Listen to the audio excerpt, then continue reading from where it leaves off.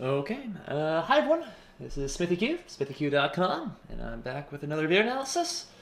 Unfortunately, this is another How to Beat Smithy episode where I lost a recent game, and we're going to analyze it and show where I made a mistake. It's pretty obvious. This video should have been how to win with the Scandinavian. It should have been because I had slowly outplayed my opponent for what, nearly 30 moves, and then so often in chess, you make one mistake and all of a sudden it's game over. So frustrating. So I was black, e4, d5, and I don't know. I've had some terrible results of this so far. Maybe it's not my opening, but I can't really blame the opening because I had a dream position. So we tax my queen, d4, pretty standard. We were putting our piece of the most natural square. My opponent plays a3, which is a loss of time. I'm not really thinking about playing bishop b4. He's already castled, right? So you gotta just move the knight. But it's like more the point. Wait until I play bishop b4, then you can play a3. For instance, if instead of knight d7, I had played bishop b4, but you could have played bishop d2. So you're protecting c3. He then could have played a3, and I either waste time, or I exchange giving up the two bishops. Now that is a common motif in the Scandinavian, but it's not necessary. And if black doesn't need to give up the two bishops, why bother? Why do it? So playing a3 was really a prophylaxis for nothing. It just gave me a free tempo. And etc. c6, and then bishop f4. And this is the second inaccuracy. Now it's easy to think, how is that inaccurate? I mean, you're developing the bishop. It's our last active piece. It's on a beautiful square, a nice long diagonal. Now I can never go queen c7, right? It looks good. And you're right, it would be good. The thing is, though, is that at some point, black can play knight d5, and that would hit the bishop with tempo. And then also, it's a nice diagonal, but there's absolutely nothing happening on the diagonal. It's not easy to actually coordinate with it. And the normal move is bishop d2. Now it's easy to think, isn't bishop f4 better? Yeah, but with bishop d2, again, we're threatening to move the knight with a discovery attack on the queen. Then the queen would need to move. Black would need to spend another tempo with the queen. And the thing with the Scandinavian is that black gets a very solid, very good setup, but it's at the cost of time. We have to move our queen, right? We move it once in the opening, then we move it here, and then often we have to move it one more time. And this is true in all of the queen takes d5 Scandinavians. Sorry, if we back up. There are the queen d6 Scandinavians, in which the queen will usually have to move again, because, for instance, there's knight b5 action, or white can play g3, bishop g2, move the d-pawn, and then bishop f4, knight e4. There's lots of ways we can attack the queen. With the queen d8 lines, which have become popular. Sure, the queens move back, but at some point the queen needs to move again to actually be developed, to let the rooks be connected. And so, with the Scandinavian, black is trading time for a solid structure. And if white does not use his time effectively, then he's lost his advantage. Black simply has a nice, safe, solid position. And it's a game. We'll see what happens. So by playing a3, that's one loss of time. That gives me, okay, I played c6. The idea of c6, again, it's thematic. This is the structure that black wants, and we have complete control over d5, and it's beautiful. Piece can't land there. We can move our own knight there very safely, and that's the goal. That's the idea. It's this kind of Caro-Kann / Slav / Scandinavian structure. This is what we want in the opening. Then we play bishop f4, which again is a fine move, but eventually it's going to give me a tempo with knight d5. And then at that point, again, black will be equal. Also, I may not need to move my queen again, which is great. So that's at this point, I'm pretty happy. I'm pretty equal. Bishop e7, h3. And so at this point, okay, I'll castle. No, first, okay. So, when we study openings, often, okay, there's some people that say don't study openings. I'm one of them, right? And by that I mean there's no real need to study theory, because this is not a theory position. What we want to do is we want to understand the ideas of the opening. And I have this idea, or this theory, if you will. There's really, when you're learning an opening, there's three things you need to know. Well, okay, you need to know the basic setup, right? You need to know what are your basic plans. What are you trying to do? In the Scandinavian, again, I'm trading time to have a solid structure, so that way I have a safe middle game, and I can transition that into a late middle game, end game push. That's the general idea of the Scandinavian with this setup. Excellent. But then there's two other things. You need to know, one, what happens if your opponent does absolutely nothing? Like in this case, my opponent has not made a single threat. He's played a3, he's played h3, right? He's putting on bishop. He's not actually doing anything, right? He's just putting his pieces on normal squares, and we'll see that over his next few moves. Again, he's not actually doing anything. And so when your opponent does nothing, you need to know what to do. For instance, let me back up. Let's say we're looking at a completely different opening. Like, let's say we're looking at, the Sicilian. Okay? But what happens if white doesn't play the open Sicilian? What if white just, does something like this? Okay. And then this. And then this. What if white is just playing really, really nothing normal moves? Like, they're not mistakes, but he's not doing anything. You need to know what to do. You need to know how to take advantage of nothing moves. Essentially, if your opponent doesn't put pressure, what do? You need to know. So for instance, in this position, I'd probably play g6, bishop g7, I'm going to castle, a6, b5, and try to expand on the queen side, get play over there. That's one possible idea. That's what I do. Here, in the Scandinavian here, what do I do if my opponent does nothing? Because he isn't coming at me, he's letting me do anything I want. So what do? And the rest of the game is going to show that. And the second thing you need to know, just so I complete the thought, is you need to know what happens if your opponent is trying to kill you in the opening. So, for instance, again, if we go back, to the Sicilian, you need to know what happens if your opponent goes, all crazy with the open Sicilian, because he's coming at you. Or let's take a different example. Let's say you play, the hyper-accelerated dragon. With g6, you need to know what to do if your opponent plays h4, or if your opponent, right, plays, d4, and then, he starts playing f4 or h4, and he just tries to mate you in the first 10 moves. You need to know how to deal with that.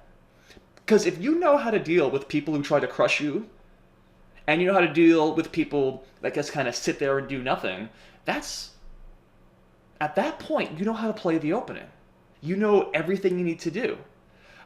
If you don't understand these two things, you don't understand your opening. That's my idea, at least. That's how I approach it. And so, digression aside, let's figure out what to do. Well, first, we got to get our king castled. And now, I was really tempted to castle queenside, because then I could play h6, g5, g4, and try to open lines up there. However, that would, b4, and then my queen's kind of embarrassed. And if my queen wasn't embarrassed, and my queen actually had, a good square, there's also the problem of simply b5 and a4, a5 coming down, and I'm going to lose before my attack comes. And so I can't do that. So that's one possibility that I know. If my opponent does absolutely nothing, I could castle a queenside and attack his king. That's one idea. But I used, I guess the better idea in this game. So I castled, he attacks my bishop, I retreat. Take, take, we reach the structure. And so what's the all goal here? My goal is I can't really attack the king side. There's nothing pointing at the king. Okay, I've got an open h-file, but there's no rooks there. There is no king side attack in this game. You don't generally play the Scandinavian if you want to crush your opponent's king, at least not the queen a5 version. So what do I want to do instead? My goal is to really expand on the queen side. I've got ideas of playing b5, perhaps b4. That's going to open lines. I can do a5 First, we could play c5, getting some lines over here. That would get my rooks nice and happy. And if white really drops the ball, I could potentially play e5. At the same time, one of my goals, let's just see, how do I delete the arrows? Just like this, apparently. In the Scandinavian, is to play against a certain white piece. And it's this bishop right here. In general, this bishop has a hard time figuring out what to do. I kind of highlight that. Again, this is a beautiful diagonal. It's nice and open. But there's nothing happening on that diagonal, and there's no way for white to help with that. For instance, if he could bring a knight to b5, then maybe the knight can land here or here, and that'd be great. But he can't get to b5, right? If he could... Friggin' arrows. If he could get the knight to e4, and then into here, right? Then he's taking advantage of that diagonal. But again, he can't. And so the other problem is that this pawn is on d4. And it's a dark square. And so of white's two bishops, this one is closest to being a bad bishop. It's not really a bad bishop, but it can be. And if you watch what happens in the next 15 moves, we're going to see how this bishop really doesn't do anything. And so this is sort of the general thrust of this game. I'm playing against this bishop, and I'm trying to expand on the queen side. Whoops. And I'm going to make random moves on the board. So my opponent played rook e1, and so I start my expansion. I play b5. He moves his bishop all the way back. Then I play queen b6. So the idea here is I'm pressuring the d4 square. If his queen moves somewhere, well, there's no good squares right now, but if it were to move, that pawn is hanging. That's something he has to watch. I can bring my rooks over, and I could put a lot of pressure. Move this knight to d5, bring the bishop to f6. There could be a lot of pressure on the pawn. But the main idea is that I want to play a5, b4, get the rook over here, once that bishop moves potentially, and just explode on the queen side. So that's it. That's the plan. And then my opponent, he plays b4, which causes a lot of trouble for him. His idea is that, I think at least, is that he's worried about this. He's worried about me playing c5, which would be another common break. But there's no rush for him to stop that. For one, it's not actually threatening anything. For a second, it would give him a new diagonal. So if you just imagine, let's say he does a nothing move, okay, that I already play c5. Well, for one, this pawn is hanging, so that's not very good. But even if you were to take, all right, this bishop can come back, and now it's got a very good diagonal. It's no longer a bad bishop. It's simply a bishop. And so c5 was not something he needed to worry about. By playing b4, notice how there's more pawns in the dark squares now, which is going to really inhibit what this bishop can do. And now my queenside play takes over. And this is where, again, this should have been how to play the Scandinavian. Because the next, 10 moves I make are near perfect, according to the computer. So I play a5. Just going to rack things open right away. He doesn't want to take it. I now have huge pressure on this pawn. I'm just going to win that pawn in any likelihood. His pawn structure is a mess. Things are doing great. So he plays rook b1, but then after take, and then rook a3, we can see I've made significant progress already. This knight is attacked and needs to be defended somehow. I'm getting ready to now throw this over here or to bring this over here, and I've got the a file. All right, progress. Again, I haven't won a pawn. The position is still equal-ish, but black is starting to call the shots. Excellent. So he plays queen d2 defending. I bring the rook over. He plays bishop f3, puts the bishop on a good diagonal. That's great. And now there's a potential threat here, because notice how his rook is lying right at my bishop. My bishop is completely undefended. And if I do a nothing move, like this or something, right? All of a sudden, d5. I take, he takes, I take, he takes. My bishop is hanging if I take again.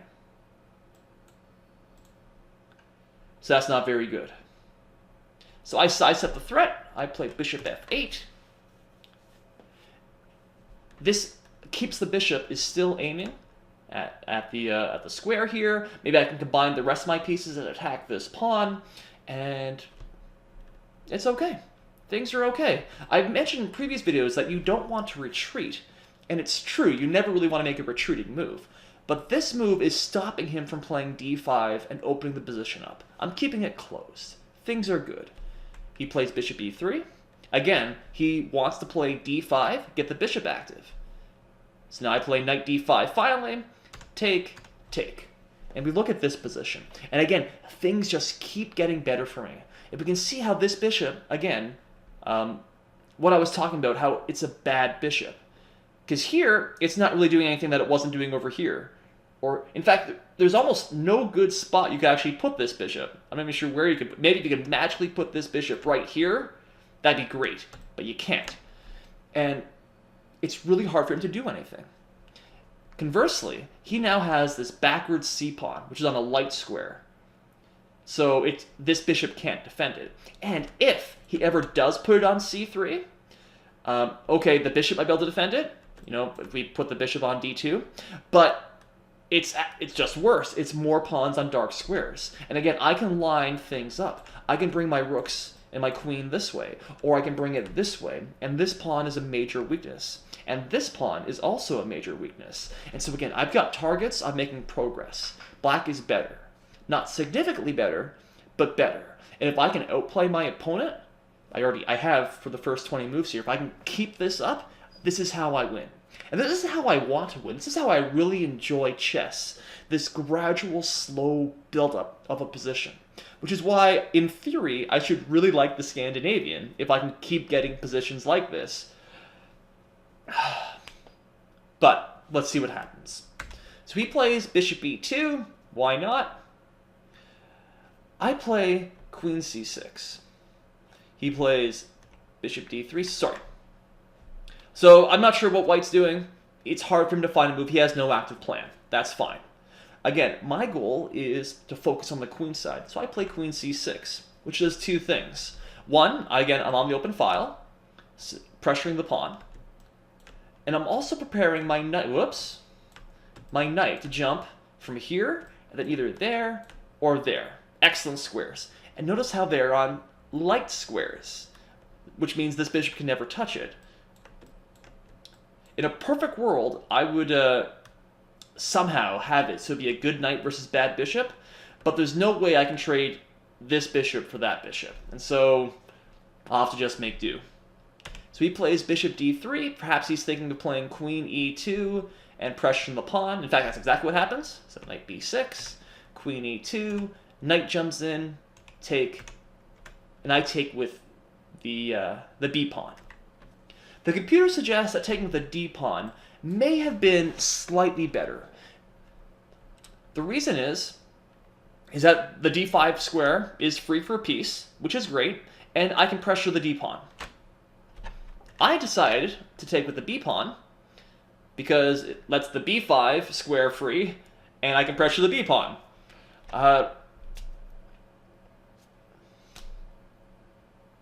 If there's one difference between the two moves, is that if I take with this pawn, he has no pass pawns. Whereas if I take with this pawn is passed. And if there's a perfect world in which he can play c3, the queen side is kind of blocked, and he would have a protected pass pawn, which would help in the endgame. But at the same time, I've got open lines on the queen side, and things are going here, and black is still in the driver's seat. And I think it's really just a stylistic choice between the two moves. He plays h4 because he's desperate to find a move. I really thought this was a nothing move, but the computer thinks it's one of white's better tries. Because maybe he can play h5, and after take, there's some lines over here maybe. Maybe, right? But it's a move. But again, white has no real plan. He can't attack with only one piece. I play queen e4, coming in. And here's where the game turns. He plays b5. So again, the only advantage that white had in this position is that pawn. Now there's two possibilities that we could have done in this game. This is frustrating. I could have simply rounded this pawn up, because there's no way he can defend the pawn. And then the queen side's open, things are great. For instance, I could have just played rook b8, I'm attacking the pawn, he plays b6, I play bishop b4, say, I'm attacking the rook, and then I'm blocking the rook from defending the pawn, right? So that would be perfect. He moves the rook somewhere, I win the pawn, yes, I'm up a pawn. But the problem is, it's really hard to actually keep going in this type of position, because I have no passed pawns, and it's really hard for me to create a passed pawn. And there's only really one weakness. This. Like, he had a previous weakness, but I won that pawn. This is his only weakness, and it's fully protected. Because it's on a light square, I can only attack it with my rooks and my queen. He can defend with his rooks and queens. That's it. And if I can't win that pawn, I can't win the game. Now, I'm still better, but looking at this, I didn't think I had realistic winning chances. Maybe I was being pessimistic. Instead, backing up, if I can win this pawn, I then have a protected passed pawn on the c-file, right? Which would march forward very, very quickly. And everybody is emailing me right now. Holy crap. And so I figure I could win this pawn, and then come back, win this pawn, and then I've won. GG, game over. So I played rook a2, attacking the pawn. He played b6. And I played rook takes c2, which is the losing move, unfortunately. Now, things aren't so bad for black, and I still could have just played bishop d6. Let's say he would defend his pawn, and then I'm going to slowly gang up on this guy. I could have, let's see, this is the computer's line. Rook a3, he moves. I could do, you know, something like this, or come back. I'm going to win the pawn. But again, the c-pawn stays. And as long as the c-pawn is, it's very hard to win the game. Like, it's possible, but hard. Like, I'd have winning chances, and I thought I deserved more. So I played rook takes c2. He plays queen d1. And here we see the problem. Now, I calculated this, right? It's not like, whoops, what's queen d1? The problem here is that, for instance, I move my rook, he takes, b7, then he has bishop f4. Attacking the rook, my rook moves, or okay, I have to give my rook up for the pawn. I've lost. And so white's b-pawn is able to push all the way forward. That's the problem. That's the only threat white has in this position. Now, when I played rook takes c2, he played queen d1, I thought I was okay because of bishop d6. This stops the bishop from coming in, and I'm extra protecting the square. So things look really, really nice. One potential problem, though, is that after b7, rook moves, all of a sudden my queen's not protected and there's a pin here. And so if we attack the rook, I'd be in trouble. The only move I looked at, though, was rook e2. I could then play the rook over here. All right, he takes the queen, he takes the rook. Doesn't matter, he takes my queen, I recapture. If he takes my rook, I recapture. And this pawn is so advanced now, I'm probably going to win it. I will win it. My king will be able to march over and attack the pawn. Again, it's on a light square, so his bishop can't help it, and that's fine. This is the line that I looked at. What I did not see is a different way to attack this rook. Rook c1 doesn't work because, again, this is still here. But it's the paradoxical rook b2. Because now I can't play the rook over here to a2 to defend my queen. And my rook is double attacked.